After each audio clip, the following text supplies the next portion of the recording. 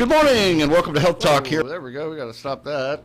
Good morning and welcome to Health Talk here on AM 1270 and 96.5 FM KXBX. My name is Paul Thomas.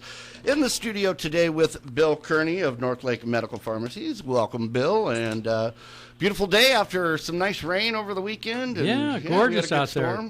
I just got back from New Orleans last night about 6 o'clock, and we had some beautiful weather there. It was mid-80s in the daytime and mid-70s at night, and heard about the rain here, and my wife was here, and I think we got over 2 inches of rain. It was a really good storm. It was decent.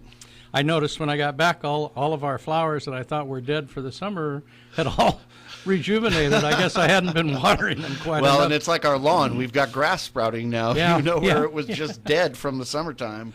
But it's good to be back, and I think everybody that I was on the plane with had some sort of cough or cold or a sneeze, and the whole time I was in New Orleans, it seemed like everybody had some sort of congestion that I picked it up too. So, but we're getting into the winter season now, and flu shots were giving like crazy. I guess I wasn't here Monday. I guess it was just crazy on Monday giving flu shots. So.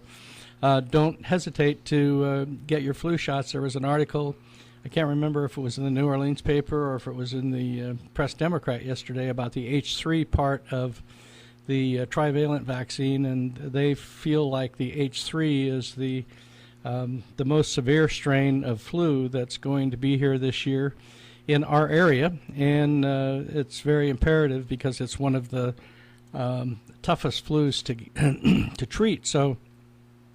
Remember, most of these flus are viral, and we have to be immunized ahead of time. So, and it takes about 2 weeks to build up an immunity. So, if you haven't got your flu shot, walk into our pharmacies and get immunized as soon as you can. And if you're over 60 or 65 and haven't had your second pneumonia shot in your lifetime, then get a Prevnar 13 or a Pneumovax 23.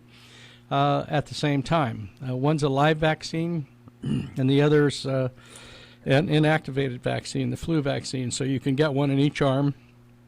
And I know people aren't crazy about needles, but if you're in that age group that's susceptible to pneumonia, over the age of 60, and also in the more prevalent people that get the flu, it's a healthy decision to make, and Medicare pays for both of those drugs for you, as well as worrying about Zostavax, although Medicare does not pay for Zostavax for shingles. A lot of the Medicare D plans do. So when I was in New Orleans, we were talking about health coverage and how things are going to change after the election, no matter who gets elected, and we've talked about that before. There will be some severe changes, as there is going to be this year on Medicare D. If you'll notice, your premiums are going up, your copays are going up, and the formulas of the drugs that they cover is going down. So any way you look at it, it's a bad thing for healthcare. So. Our healthcare system is broke, and we need to fix it, and we need to key on one of the as many things as we can do to get the healthcare system changed. So one party wants to completely throw out Obamacare. We had pharmacists from all over the country that were store owners, and they seemed almost equal in their feelings about getting rid of it or altering it. So we save the good parts of it and get rid of the bad parts. And some people want to get rid of the whole thing because they think it's bad. The difficulty is knowing what's in the health care plan. As we've talked about before, you were asked, our congressmen and senators were asked to just sign it, read it later. It's over 2,000 pages, and of course we aren't getting to page 1,999 yet. There's as the years accumulate, more and more of those things go into the healthcare plan that really had nothing to do with healthcare. So we're struggling to try to keep up with the costs. Our big focus in New Orleans was much longer can pharmacy survive the reimbursements that were being cut. Right now, Medi-Cal is taking 5% off of every check that we get, and we have fees called DIR fees that aren't prevalent. We don't know what they are when we fill your prescription, so we could be losing money as we fill the prescriptions and not even be aware of it. So in Congress, we're trying to change those things so at least we have the option. And many times, some of you will come in and we will say, I'm sorry, we can't fill the prescription. You will call your insurance company and they said, we do cover that drug, but many times they don't cover the cost of the drug. They expect us to fill it at a loss. Unfortunately, we can't afford to do that. Our average net profit in pharmacy worldwide or nationwide is 2.3% of our gross. Not very much when you're small independent pharmacies. Big box chains that have a huge front end that can make the money off the front end are able to survive even a lower net profit than that. And I'll guarantee you most of the time the pharmacists fill the prescriptions. They have no idea whether they're winning or losing on those specific medications. So today we're going to be talking a lot about diabetes and some about cancer. And one thing that plagues most of us today is why you're so tired all the time.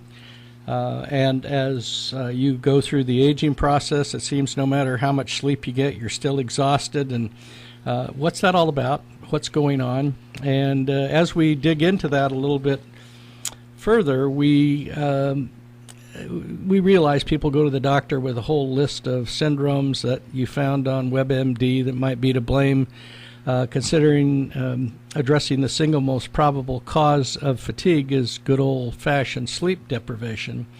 And Paul, you know what that's like, and you know what the difference is. And that's huge. Yeah. We often shortchange ourselves on sleep and try to fit more stuff into our lives, and I think that's one of the problems, either for work or exercise, or as much needed time alone. And seldom do we get that anymore. Paul, you're living in a family that's got small kids, and Yep. a lot of family members come and go, and that's the way it is for a lot of people who are raising kids that, and I'm not referring to you, but a lot of grandparents are raising their kids as their grandkids now because there's either been a relationship strain or they're not able to afford to raise them. So there's other causes for fatigue, of course, besides not getting enough sleep. So when patients come in complaining of exhaustion, the doctor's going to ask you about clinical things like shortness of breath, or maybe there's an underlying hypothyroid, meaning you're not getting enough thyroid that's causing the fatigue. If you're going through menstruation, as a woman, you're losing blood clots every month, which have oxygen in it. So that's or a restrictive diet. So they ask about things that might be accompanying a true loss of sleep that has to do with something other than not getting enough sleep. So when your lab work comes back clean and the doctor finds out that you don't have a thyroid problem, and then they start looking for something like chronic fatigue syndrome or fibromyalgia or any of those other drugs, and they're still underlying diseases that that could cause those kind of things, and people have to start looking at that. That's an expensive process because we don't know, like fibromyalgia, at least 3% of the population in our country, in the United States, is affected, and it's primarily women.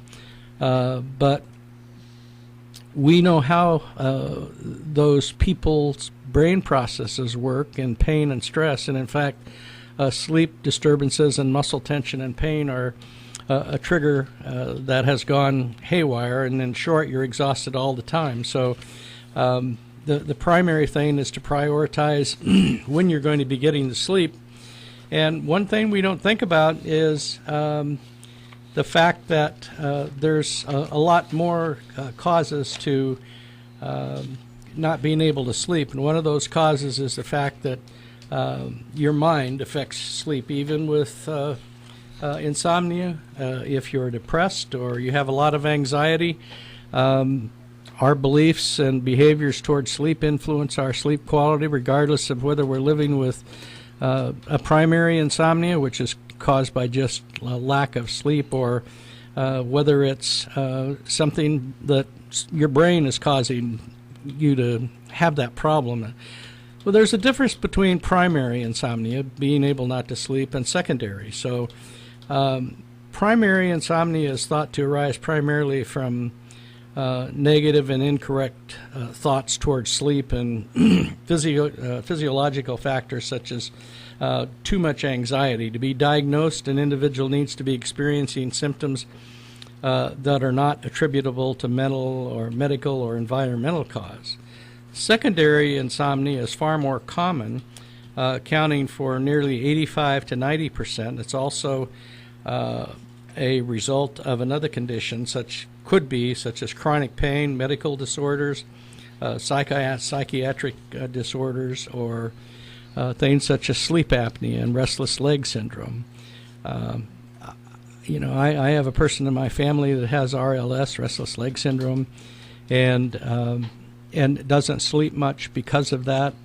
And at least 67 to 84% of the people living with depression also suffer with sleep disturbances, and 2 out of 3 individuals with generalized anxiety disorder report at least one type of sleep disorder. So they did a study, and I'm great on studies. This wasn't a huge study, but all insomnia groups reported living with sleep disorder for over 6 years. There were no significant difference when it came to the severity between the different groups. There were good sleepers. There were people living with primary sleep deprivation. 17 were living with insomnia and anxiety. 39 living with insomnia and depression, and 66 were living with insomnia, anxiety, and depression. And they went through all kinds of tests on sleep hygiene, the severity of the lack of sleep. The study found that those insomnia with depression and insomnia with anxiety and depression had significantly higher, more difficult problems. So most importantly, those scores and attitudes about the sleep scale were significantly higher than the scores of good sleepers. So the conclusion was that they may have similar negative thoughts and anxieties, and that has a lot more to do with your inability to sleep than anything else. And then when you consider the medical disorders that go along with it, and depression and anxiety, this alone can't explain the difference in scores. But if you start adding the RLS and side effects of medication that can cause sleep anxiety, and the other factors that chronic pain, there's a major reason that as you age, that becomes more difficult to control. And as we get older, we get up in the morning and we don't feel rested. We don't feel like we got good sleep, and you could have gotten 7 or 8 or 9 hours, but the amount of that time that was good REM sleep is probably very short. Paul, I never dream, or if I dream, I don't remember it. Ever? Or just recently? Well, no, just most of the time I don't remember dreams. Like some people wake up, and so this was really unusual. I didn't take any medication for my blood pressure and my anti-inflammatory that I don't take otherwise. But when I was in New Orleans, I had dreams all the time. I don't know if it was the voodoo that was on you, the voodoo or what it was. But I didn't sleep, and I was going to meetings from 7 in the morning until 8 or 9 at night for 3 of the 4 days I was there, and I was really exhausted when I got there. And then my time clock was off, of course, because New Orleans is on Central Time. So I was 2 hours later than I was here, but I couldn't get to sleep as fatigued as I was. And then the short period of time that I was asleep, I had dreams. They weren't bad dreams, but I just never could remember dreams before. Now, I can't tell you exactly the part of those dreams that was rememberable, but I just remember I had dreams, and I would get up and get a glass of water or something, go right back into the dream. And I had that every night I was there. Last night I was home and fatigued, and I was on, I usually go to bed at about 10 o'clock, and last night it was 11:30, and I still couldn't sleep. And but I did get to sleep, and of course I got up at 5 like I usually do, and didn't remember dreaming about anything. I guess psychologically, I guess you do dream all the time, and it's just a matter of remember. Do you remember your dreams? Not really, just kind of vaguely. But I used to never dream because I would never be asleep. Yeah. I would, before I got on this CPAP machine, and now I do dream. Yeah. And I couldn't tell you right now what it was, but it's interesting because my wife will wake up and she'll be like, "Oh, I was having the best dream," or she remembers her dreams like really, really well. But I've never really, paid attention to them or tried to consciously remember them. I guess maybe if I tried to, I could, right when you wake up. But well, if I won the lottery, I think in my dream I would have remembered that, and I would have gone to the casino or something. In fact, I went to the casino once, Harrah's, which is right across the street from where we were having the meeting, and I played a little poker machine. And I'd put, I don't know, 20 or 30 bucks in there, and I lost it all. I got down to $5, and I was just tired. I left we had a cocktail reception at the Pharmacy Museum in New Orleans. And I was walking back, and I walked in there, and I was down to $5, and I just wanted to get out of there and go home. And I got down to 50 cents because it was a quarter machine. And I had $210 on a Royal Flush. No way. And if you play a poker machine, you don't, it's not like sitting up at the table and playing it. And I thought, I just want to get out of here and go home. And I had a quarter left, and I guess 50 cents left because it was a 50-cent machine. And it was $210 for a Wow. Royal Flush. I picked up the money. They don't even have cashiers there. You have to go to an automated machine and put it in and put your ticket in, and I had to figure out how to use that because I've never won anything. And these Wow. two ladies were standing there and says, "How do you do this?" And I said, "Gosh, I'm not sure." I followed the directions. It's like when you go to the airport now; you have to fill out your own name tag. And anyway, I would have remembered that dream if it had been bigger. Well, that's awesome. But that was that's a great. and I come-away. had discipline. I got out of there. So now we're getting into the fall weather, and you're going to realize how the weather. We talked a little bit last week about how you're more apt to get a disease and things from being inside more. But you might think a little bit about how the change of season can affect your skin. And you don't think that it does, but it does. And making small changes in your skin care can help protect your skin during the colder months. Wind, which we don't necessarily have a limit on how much wind we get here, or even in the summertime, but fall in much of the northern part of the United States is extremely windy. Blustery days, and then when the wind goes by your face, of course, you get a lot of windburn and dries out, and you look sunburned, and you get this dryness of redness and peeling. You need to keep your skin protected by wearing a high collar and maybe a scarf. Not so much in our part of the country, although we get to those parts where it does happen. And use hats to help protect the upper part of your face. And I don't wear hats.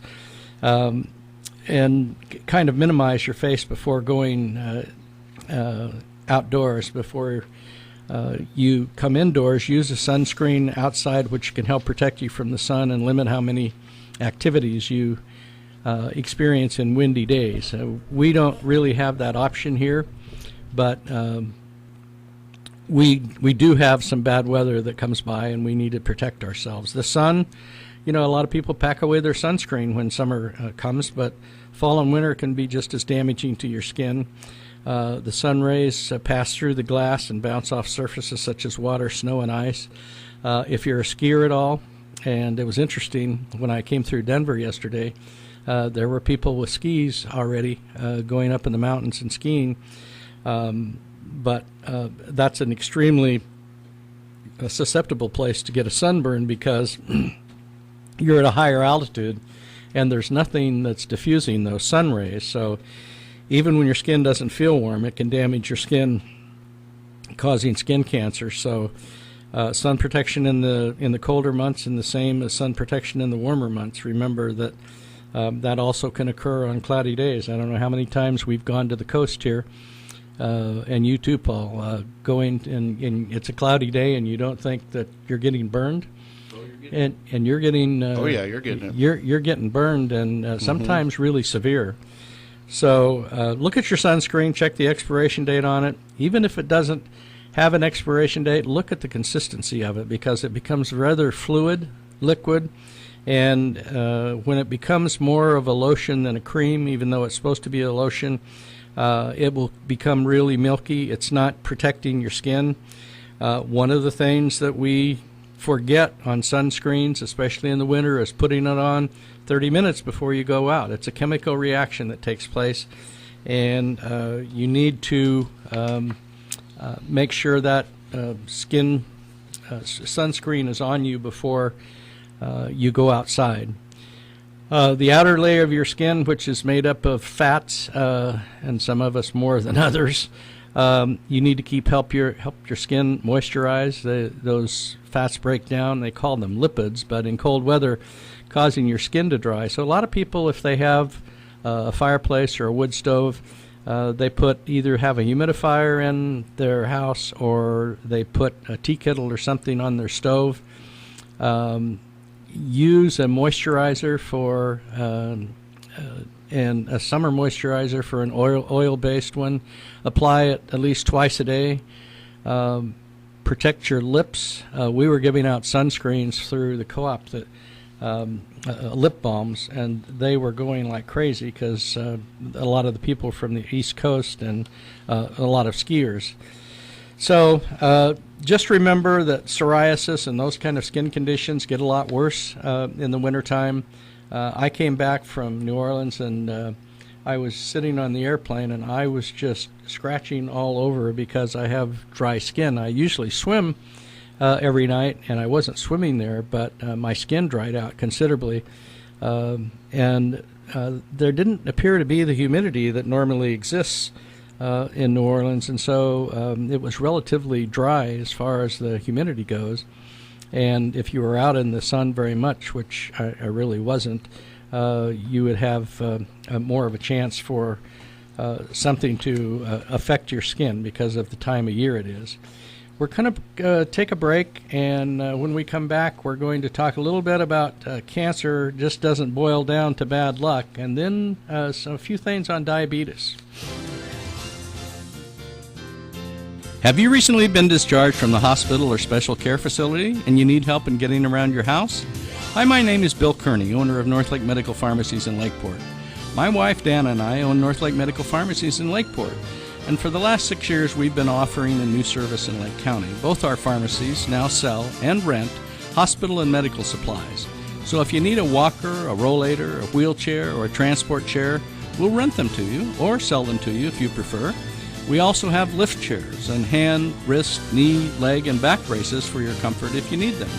If you're looking for a pharmacy that has great service, a $4.99-month generic prescription plan, free delivery service to Lakeport, Upper Lake, Nice, Lucerne, and now Kelseyville, as well as rental sales and medical supplies, then you need to come to Northlake Medical Pharmacies on Hill Road across from Sutter Lakeside Hospital and in front of the Bruno's Shop Smart on Lakeport Boulevard.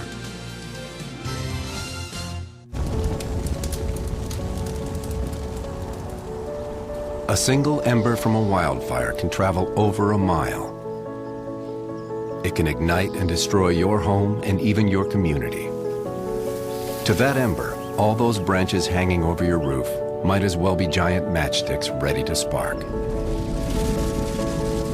The pile of dry leaves and twigs clogging your gutters are the perfect kindling to start a fire.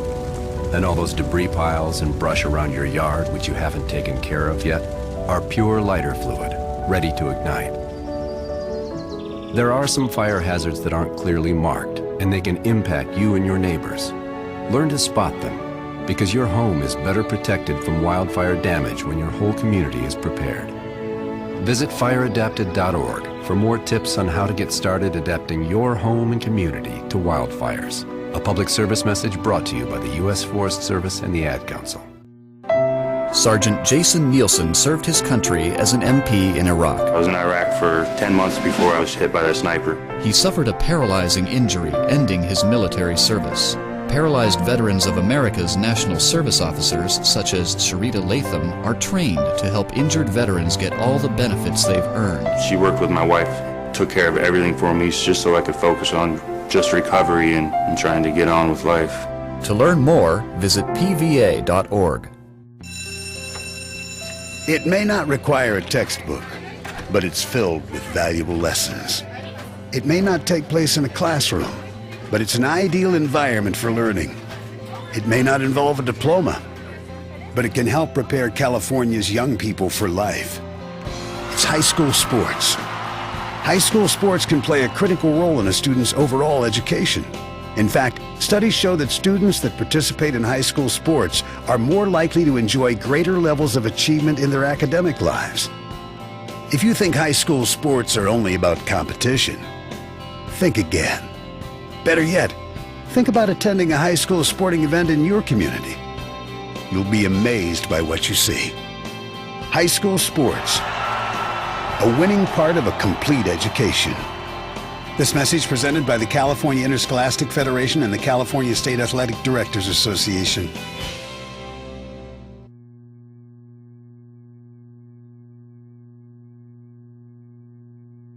All right, we're back. Well, I saw an article today about cancer when I was on the Medical Daily Journal, and it says cancer doesn't boil down to just bad luck.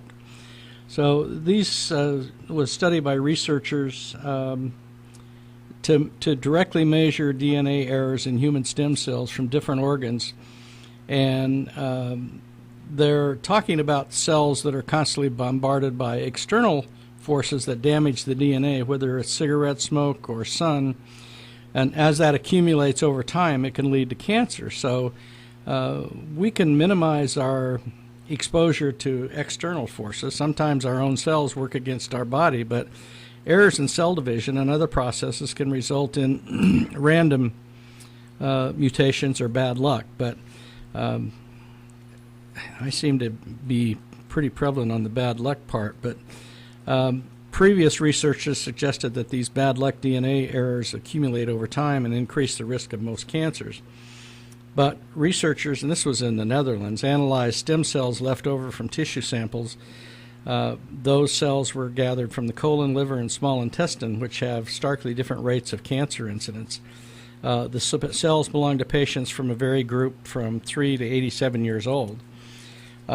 This was published Monday to directly measure the DNA errors, and we were surprised to find roughly the same mutation rate in cells from organs with different cancers in incidence. And it suggests that simply the gradual accumulation of more and more bad DNA errors over time cannot explain the difference we see in the incidence of cancer. So it seems that bad luck has something to do with it, because there was an accumulation in different organs, but it didn't vary that much. And we need a lot more evidence to find out if that's true, but lifestyle factors, which we've always held up as being a factor, as smoking and diet, can account for part of the difference in the incidence of cancer. The new research says this DNA error accumulation is important for the first time, and pretty much the cancer risk is down with a lot of these errors taking place, but essentially they haven't ruled out the accumulation of DNA in this process, because they thought maybe that was the major source of the reason of the incidence of cancer, and it doesn't appear that, at this point anyway, with the studies done, and I don't know how many people were involved in the studies, that the lifestyle risk that we take is over and above that part of the DNA errors, and it's caused by the different things that we have thought in the past: cigarette smoking, lifestyle changes, alcohol, lots of different factors that aren't new factors. We still hear this thing about radiation and living under electrical towers and cell phones and those kind of things, and we haven't put all those things into the margin that really will give us a definite answer on whether or not these risk factors are high enough to do something about it. So diabetes is a huge issue in our country, and people need to know what we've talked about several times: diet and exercise, diet and exercise, diet and exercise.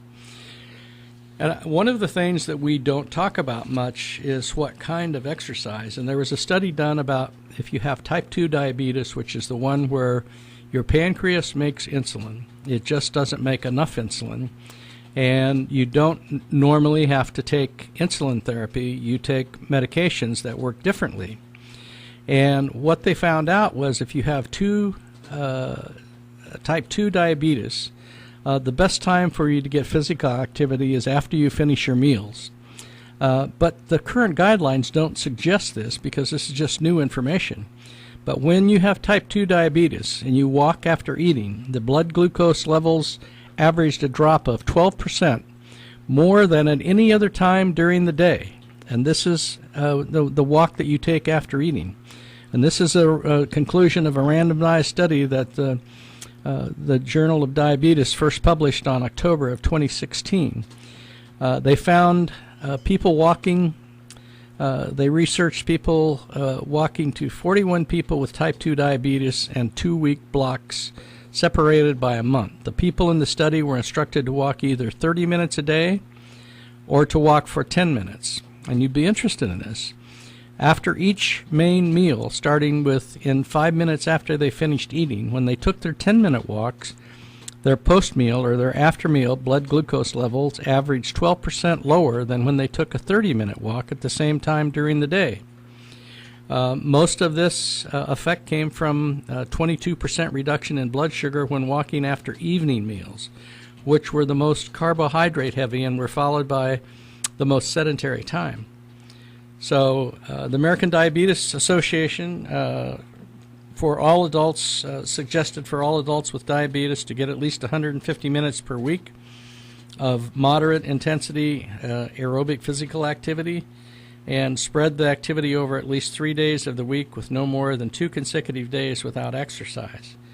But this is a great tool, and nobody's ever said this before. But when this study actually took place, they had people that waited too long after their evening meal to manage their blood glucose, and it had a big difference that people with diabetes reached peak levels in 72 or 74 minutes after a meal, and it would have been much less if they'd gone for a walk right after dinner. So the high blood glucose levels of people with diabetes have after meals are more important than the fasting levels for many people. The activity helps the most when A1C results are on the low side, less than 7.3%. Most mealtime glucose contributes about 70% of the A1C. However, when the A1C results are high, greater than 10.2%, it contributes 70% of the A1C value. So even if your A1C level is quite high, it makes sense to bring it down to normal. And remember this, immediately after a meal, especially the evening meal, walk 10 to 30 minutes. And the evening meal, because that's when most people have their most carbohydrates. If a lot of people have their most carbohydrates at lunchtime when they're retired, then that's the time to have the most. But when you can take your blood glucose level down by 12%, then that's huge. Physical activity, we expect over the long term to bring your blood level down to as much as 20% without taking medications. But if you take if you have diabetes, and it's possible that you don't notice any sign or symptoms of the disease, that's why, like hypertension, they call it the silent killer. You do have some signs, as they may have been. You may become thirstier than normal or unusually tired. Those kind of diseases with symptoms can cause a lot of harm to your body if they go untreated. The one thing that we have that we treat you with are these medications, and we need to know how those medications work. And you know that you have a blood glucose meter that measures your blood glucose level as many as 3 or 4 times a day, some people 5 times a day, and you have to take it. When you check your blood glucose levels once a day or several times a day, your levels are a good indicator of how well your diabetes medications are working. So when you start on a diabetes treatment plan, the team will tell you what your personal goal is and what numbers you should see on your glucometer. So everyone's different, but the average blood glucose level for an adult before a meal is usually between 70 and 130 and less than 180 1 or 2 hours after a meal. So if your tests are consistently falling in these range, it's likely you're safe to stay on your medication the way it's working. Now we have that A1C test that we were talking about, and that's keeping track of your blood glucose levels with daily testing is a good way to limit and be in part. But you take this test as often as your doctor wants you to, and may ask you to go for an A1C blood test, which is something that gives your brain 90 days to remember this. And the idea of what your average glucose blood levels are over the previous 3 months. So as with regular glucose monitoring, your own personal goal may be different. The average A1C goal for an adult is 7%. So if your doctor changes your treatment, you may be asked to go for more A1C treatment, more A1C testing. Now, why is this important? It's important because when you're taking a blood glucose reading with your meter and you see it's high and you're due to go into the doctor, then you change your 3 or 4 days before you go in, you change your eating habits and you take your blood glucose meter reading and you take it into your doctor the day you're in for your appointment and it looks okay. You can't do that with an A1C blood test. There are 2 times a year if you have type 2 diabetes that you don't take insulin and your regular blood glucose testing falls within normal range. If up to 4 times a year you'll have an A1C test if you take insulin or your blood glucose levels are not controlled, and 3 or 4 times a year if you have type 1 diabetes, which is the kind that you inherit and you're on insulin for the rest of your life. So although monitoring your blood glucose is a great way to tell if you are behaving yourself, the A1C is how you determine whether or not you've been doing that the whole time. This A1C test is for diabetes management. For the higher your A1C level, the more glucose control that you lack. So when the A1C test comes in, if a blood test measures the amount of sugar bound to hemoglobin, which is the red blood cells that carry oxygen, and doesn't show sudden or recent changes in blood sugar, your doctor will look at those results as more of an average when it comes to assessing how well your diabetes treatment plan is working. The reason you need an A1C test is they will judge your blood glucose levels by the A1C and also determine whether or not your medication is working or not. And if it doesn't show some results, they will change your medication. The danger of just looking at your blood glucose meter is that you don't know exactly when you started behaving yourself. So if you know you're going into the doctor and the blood glucose levels are within range, they're not going to change your medication.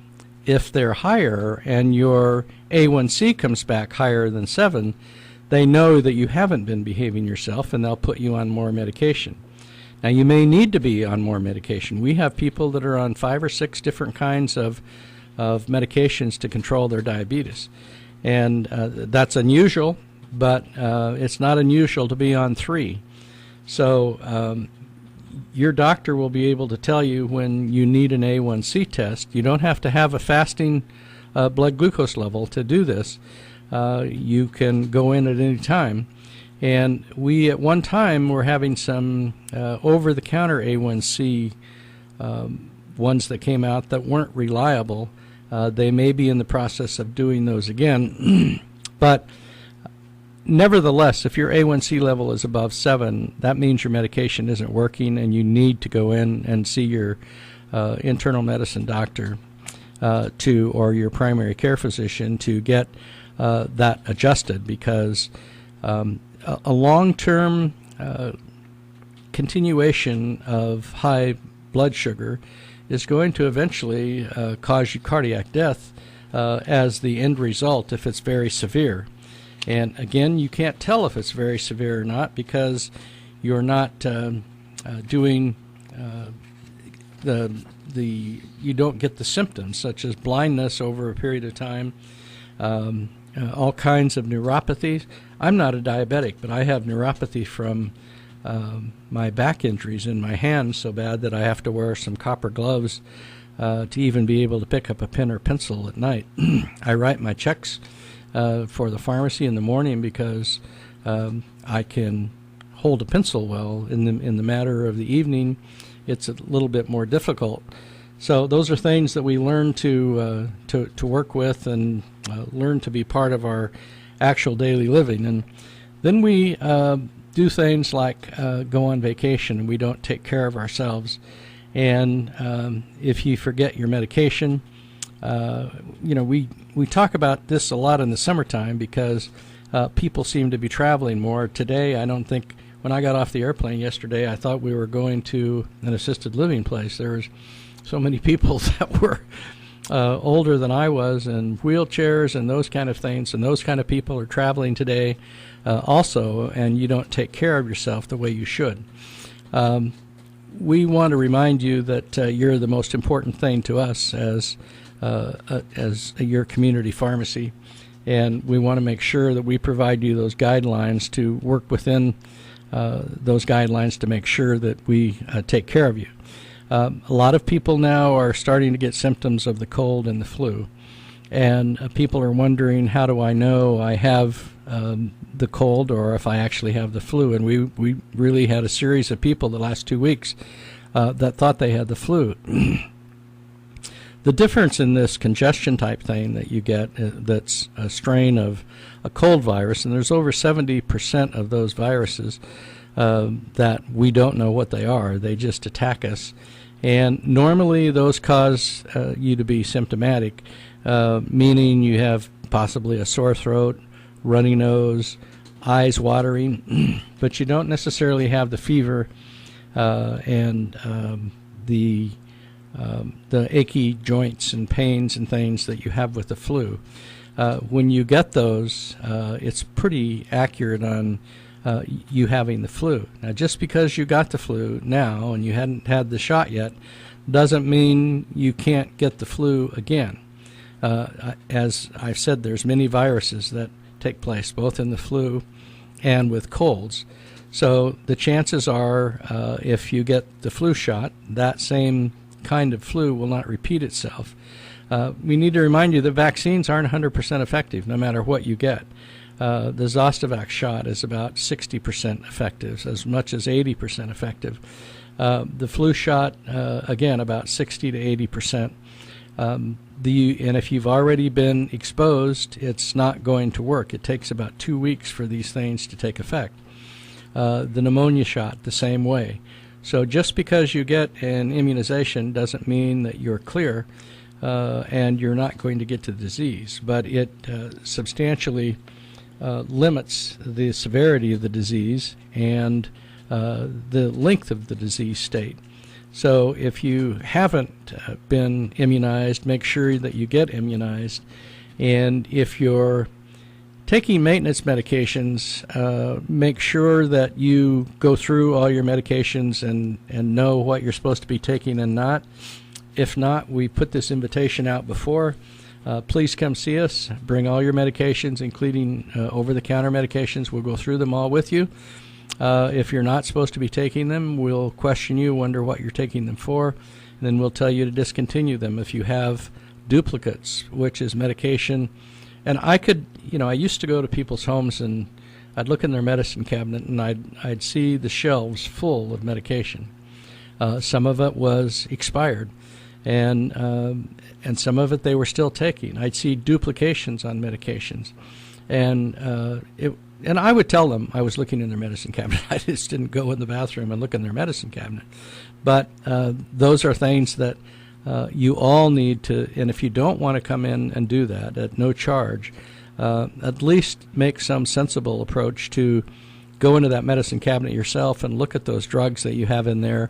Look at the expiration dates. If they're not any good, get rid of them. We all say, well, we have a few antibiotics left. A few antibiotics can make you sicker than not having any, because it builds you up potentially to think that your body's in control, and your immunization and your buildup is enough, your immunizing factor, that you don't need to worry about getting a disease. And then you only take 2 days worth, and it's like pushing you off a cliff. Your resistance goes down to nothing, and then you become more susceptible than ever. So never have any antibiotic left. If you're taking an antibiotic for an orthotic that you replaced, you had a new knee replacement, or you had back surgery and they put some new parts in, don't hesitate if the dentist wants you to take the antibiotic, as we've talked about a couple of weeks ago. That theory is going away somewhat because the risk has been reduced considerably. But you also need to be careful if your dentist is worried about his liability or her liability. If they want you to take a prophylactic antibiotic, I would suggest you do as they suggest to you. It just lowers your risk. And at this point in our lives, with medicine changing considerably, and we don't know how much it's going to continue to change, it may be that we go to a robot. I can't tell you, Paul, how many people that I talked to in New Orleans that were pharmacists, that their wife or themselves had surgery done by a robot. Really? And it's becoming It's becoming the new thing. The new thing. Yeah, I don't know what that's going to do with the surgery field. People going to medication the same way with pharmacies. Now, do you know if somebody is actually operating the robot, or if it's a program that's programmed in that the robot just follows? I think it's probably a program but I don't know. I mean, I've just heard it recently a lot, and there's been some complications with a couple of these that were board members of mine. But I guess that's I don't feel qualified to really talk about it. I just know that it is happening, and it's the same thing with pharmacy. People have dispensing machines today that replace pharmacies, where in long-term care facilities and in acute care facilities, where the pharmacy may fill the machines, but as far as actually dispensing them, that may or may not be happening. So we're seeing healthcare being affected the same way we are seeing other forms of skilled workers and professional workers being eliminated from the scene. So as we see that continue to happen, and then when we want to go see a physician, whether or not there's a physician available to see us becomes pretty discretionary, because in a lot of areas, including rural areas like this, we may not have that choice.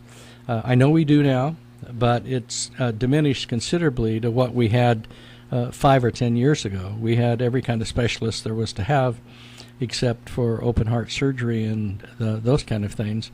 And now that's changing rapidly with contract physicians and robotics, and all we really care about, I guess, is whether or not we survive or not. And it becomes more a responsibility of us as a patient than it does of the healthcare practitioner, because they are treating everybody in non-specific, and very few people going into private practice for themselves because the risk and the liability is so much greater, and nobody wants to take that chance. So there's always a chance that that will decrease instead of increase as we all struggle in healthcare to be more valuable to our peers that are out there, and our the rest of our community that really needs some support. So in New Orleans, I saw still results of Hurricane Katrina years ago, and now we have more and more of those places that we're asked to, as we were during the Valley Fire and other fires, to go in and help out as pharmacists and as healthcare practitioners go to other parts of the country as well as our own parts of the country in order to provide needed help. So I want to remind everybody that the flu vaccine is really imminent for you to get it as soon as you can. Remember that you can call us at any time or come in at any time, fill out a short piece of paperwork, and we will immunize you. If you're over 60 and you haven't got the pneumonia shot yet, if you've got one and not the other, come on in and we will immunize you. Remember that as the weather is changing, we are your pharmacy that delivers. We'll be delivering the same areas that we have in the past with Kelseyville, the Buckingham, the Rivieras, and Lakeport and East Lucerne, Upper Lake, that whole area, and Lakeport especially, because that's where we're located. If you need to have your business wants us to come in and immunize you for flu shots, call us at the pharmacy and let us know. We'll set up the necessary paperwork and come in and give your staff the flu shots. I'd like to remind you we're North Lake Medical Pharmacies with 2 locations for you at 5136 Hill Road East across from Sutter Lakeside Hospital. Call us there at 263-6192, or outside the Bruno Shop Smart at 347 Lakeport Boulevard. Give us a call there at 263-1328. Thank you, Paul. Thanks, Bill. We'll see everybody back here again next Wednesday at 10 a.m. here on AM 1270 and 96.5 FM KXBX Lakeport.